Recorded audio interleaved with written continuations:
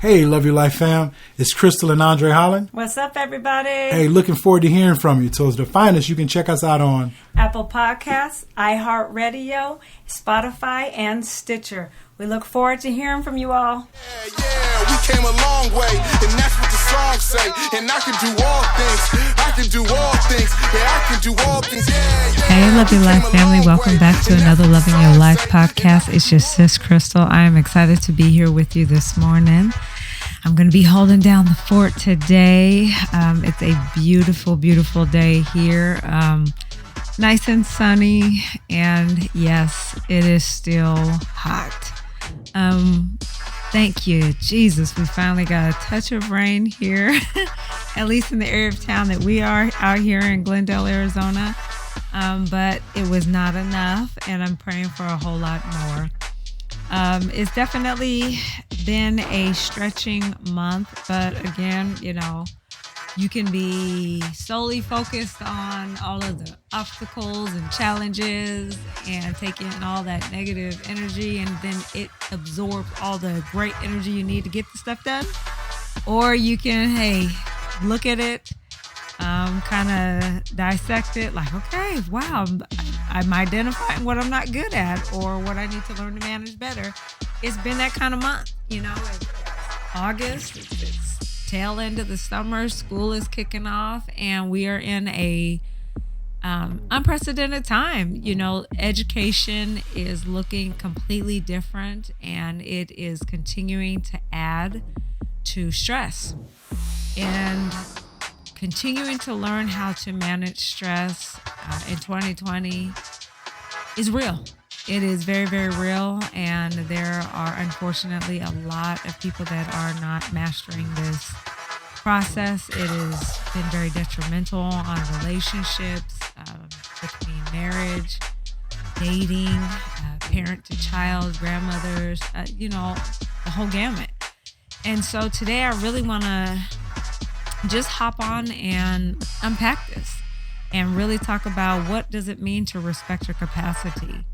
And you respecting your capacity versus somebody else is going to are two totally different things, because we are now having to hop on and do things that we haven't had to do or have little to no experience, dealing with the distance learning, working from home, and for a lot of people still, and there's tons and tons of confusion.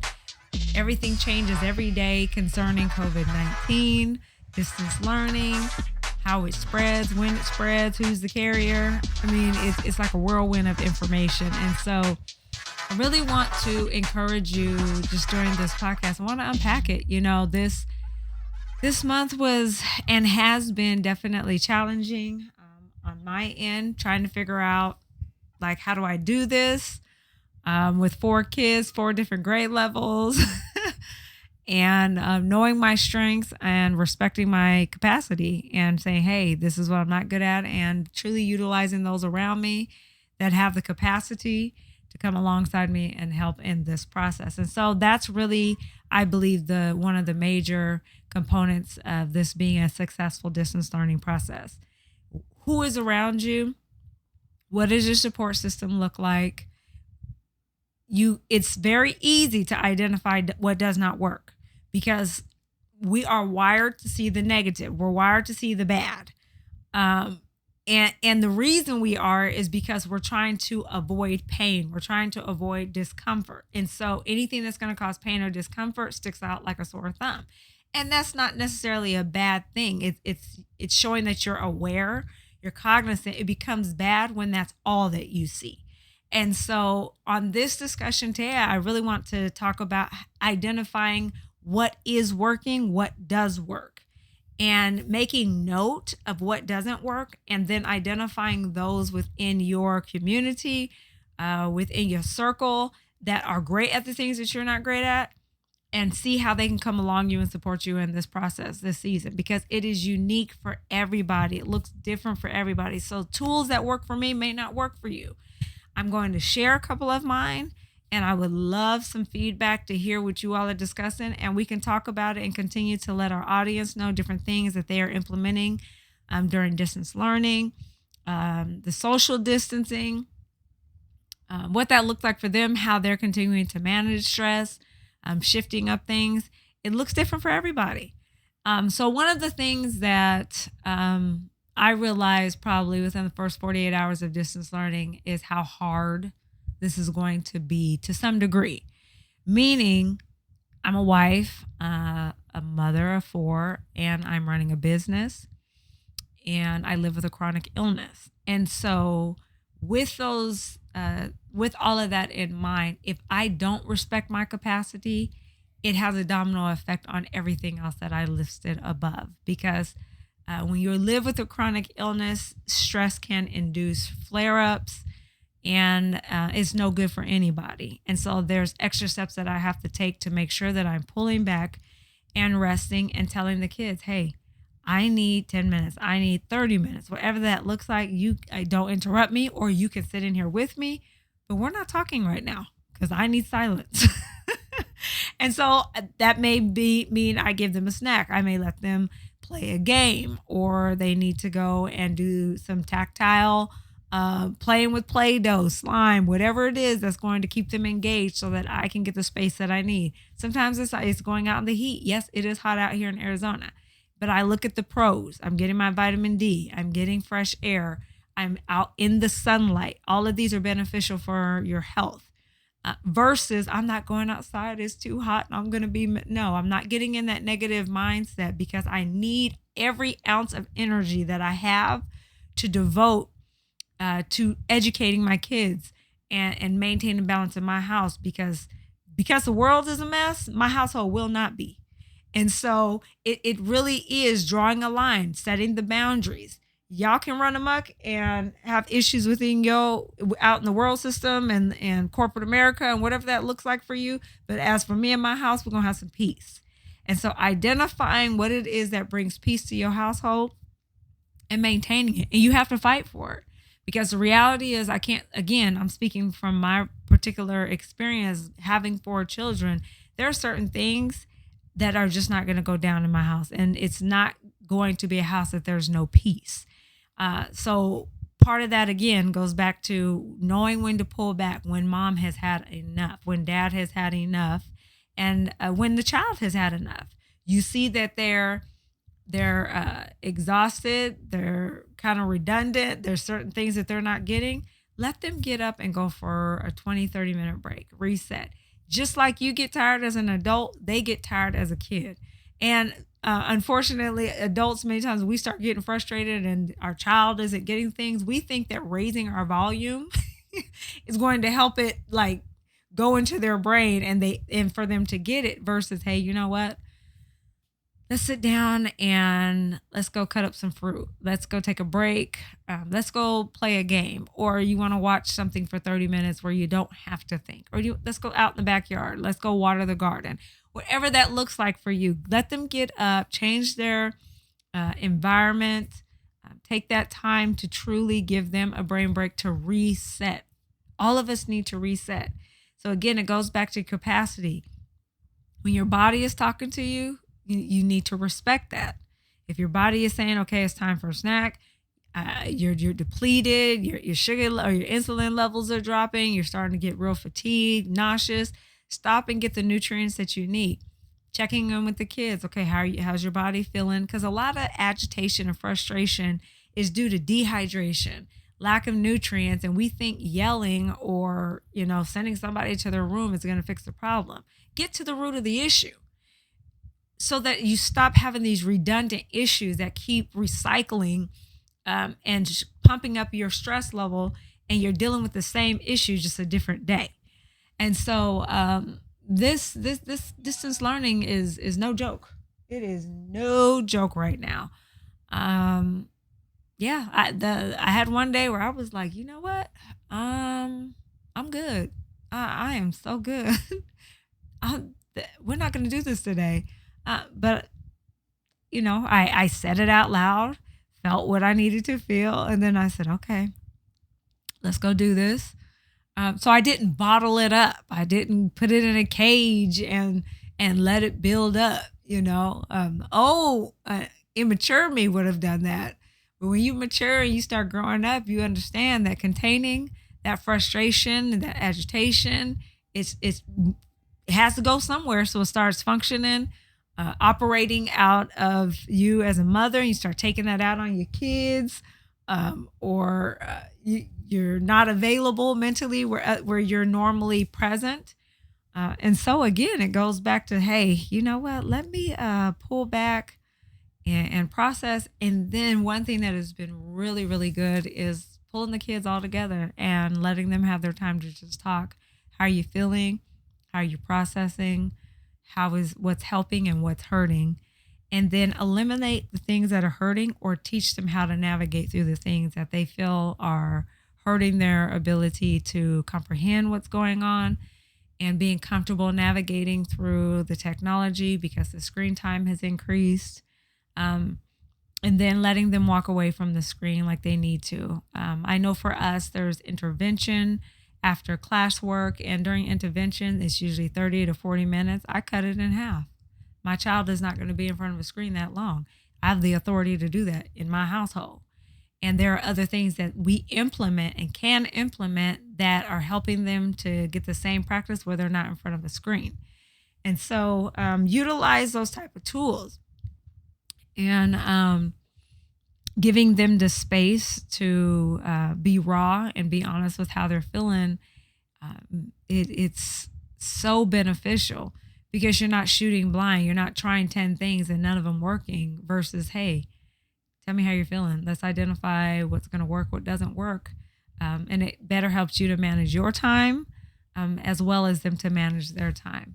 And then one thing that we have been doing is laughing on purpose, pulling up different comedians, different things that just make us laugh. And then we have a dance break. We turn on the jams and we get with it. There's some artists that we absolutely love, and we just get down and we start dancing, having fun, getting hyped up in the house. And then we have a popsicle break, all the different things to just keep it a positive environment, because everybody's affected different. I know the first day of school, our little one, she had a meltdown just trying to navigate through all of this. It was frustrating. And as her mom, whose stress level is completely high, I was like, okay, come here, baby, and just had to let her have her moment and embrace her, let her reset, because she's learned that it's okay to be vulnerable. It's okay to express your frustration. I don't want her to become hardened and feel like she can't express herself when she's hurting or feeling frustrated. I can't help her if I don't know what's bothering her.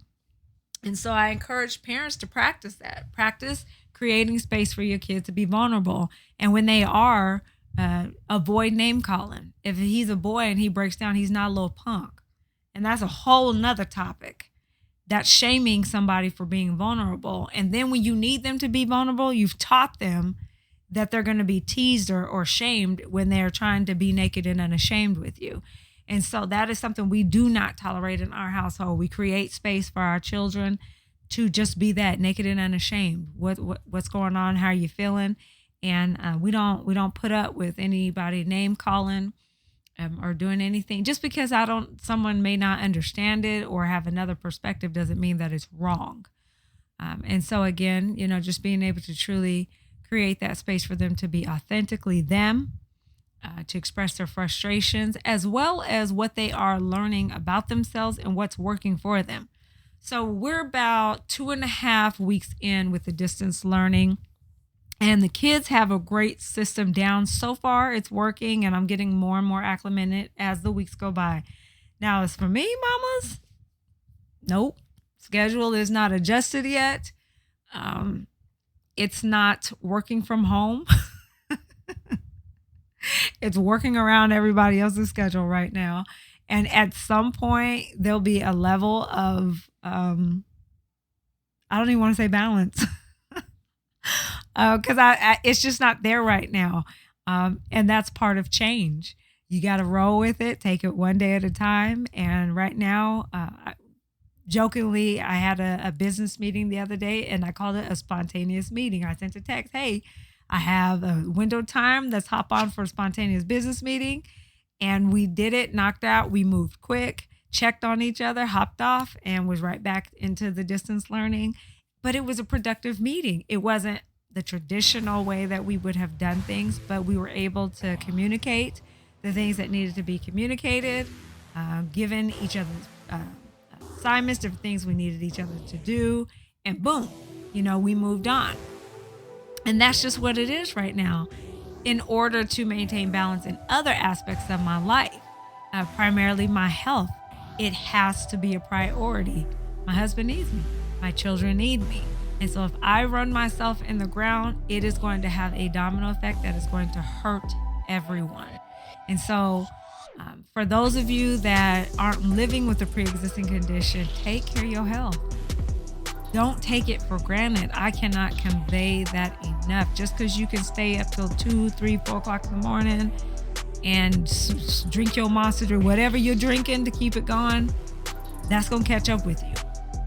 And so just it's not worth it. If you have the opportunity to get 8+ hours of sleep a night, do it. Take care of your body now. Live today for the future. Eat today for the future. Drink today for the future. Sleep today for the future. All of those things. Don't wait to arrive to your up in age where you decide, oh, maybe I should start eating right, sleeping right, drinking right. No, what you do now is what is going to be beneficial. It's going to either hurt or help your future. And so, again, just dealing with stress management. And this is something that if you're not intentional about, is going to directly impact and hurt you. Because the truth is, we live in a world that benefits off of people's pain. They benefit off of you being stressed out. I want you to think about that. And really ask yourself that question: who is benefiting off of your stress? Different things that you forget. The pharmaceutical industry, again, that's a whole nother discussion, that's benefiting off of you because you can't sleep because your stress is up so high, versus, let me do my own research. Maybe I should eliminate some things in my life. Let's look at stress management. What can I eliminate? What can I consolidate? What is taking from me but not adding to me? All of these great questions that you need to consistently ask yourself. Why? For the health of your mind, for the health of your body, for the health of your relationships. These are all things that you have to be able to unplug and evaluate so that you can adjust and modify, and things go a lot smoother. Life is life. Life is going to hit. There's no such thing as a perfect life. There's a such thing as a beautiful life, and there's a such thing as a life that you can love. But those things are not obtainable if you don't slow down, if you don't unplug, if you don't manage your stress, and then everybody else is the problem versus you. And so now you're completely out of whack, out of balance, mad at everybody but yourself. So I really want to encourage the adults that are listening today, take responsibility for what you are doing and what you're not doing. That's nobody else's fault. If there's something that you're upset or frustrated about, you have the ability to change it. I was diagnosed over 17 years ago with a chronic illness that at some points in my life, it was destroying my life. I didn't know enough about it. There were things that I was just uneducated about. So I had a responsibility to educate myself. I had a responsibility to ask questions. I had a responsibility to build a team. So these are all things that are within our reach, and we have the capacity to do in order to maintain balance in our life, in order to love our life. And when I talk about loving your life, you have to go back and look at what is love. Be patient with yourself. Love is patient, is kind, is keeping no records of wrongdoer, endures all things. And I can go on and on. And that is why I named my business Love Your Life, because I knew that it was crucial that I extend love towards myself and those that God has given me to love. And that means being patient with them. That means extending kindness, which is extending my strength in their time of weakness without reminding them of their weakness. And so I want to encourage you to be kind to yourself during this time. It's okay. And then being okay with saying, I'm not okay right now. I had an incredible conversation with my best friends this week, And we've been pretty raw and transparent about what this situation. And we were all able to encourage each other in different ways. And we heard each other's concerns. We heard each other's pain. And we're able to bring balance to each other. Because when you're tired and you're exhausted, no, you're not going to see it all. You're not going to truly be able to see all that you are doing. So being able to have somebody to say it out loud to, and then for them to validate what you're going through is refreshing. It's like, okay, so I'm not crazy. I'm not weak. Because we live in a world that projects that if you can't do something, if you're not mastering at this, then you're weak. And that is a lie. You're not supposed to be amazing at everything. If you were, why would we need God? And I need him. I need God. I can't do life without him. And so it's important that I have solid, faithful people that I can be like, hey, it's rough right now. And be able to say that out loud and then give them the space to bring truth where I may have seen something in error or not seen something at its full capacity because of just exhaustion. And so I want to ask the question, are you doing that? Are you giving yourself, are you allowing yourself to say out loud, I'm not okay. This is a lot. You know, as I'm calling down to the school, I'm pretty involved with our kids' school, and they're talking about all the parents that are calling in, they're breaking down, they're crying, because as moms and as fathers, you've not only gone from being more independent and developing a life where you have some level of freedom to now that being completely snatched from you and constantly being home or having to be extra cautious when you go out. And I know that there's 1,000 different views on the COVID-19, so I'm not even going to go there. So some of you are listening to this and maybe like, whatever, this whole COVID thing is a bunch of hogwash. You know, some people, that's how they feel about it. And then you have those that have been directly impacted by it. And so, again, there's not a one size fits all, but there is one solution, and that is love. It's always going to be love. Love brings balance. Love ushers in peace. Love ushers in a level of order and brings balance to our perspectives. And so it's something that I'll never stop preaching, teaching, and being a facilitator of. It's love, being able to pull back. It helps you to truly embrace the season that you're in and give you the capacity to see the opportunities and the obstacles.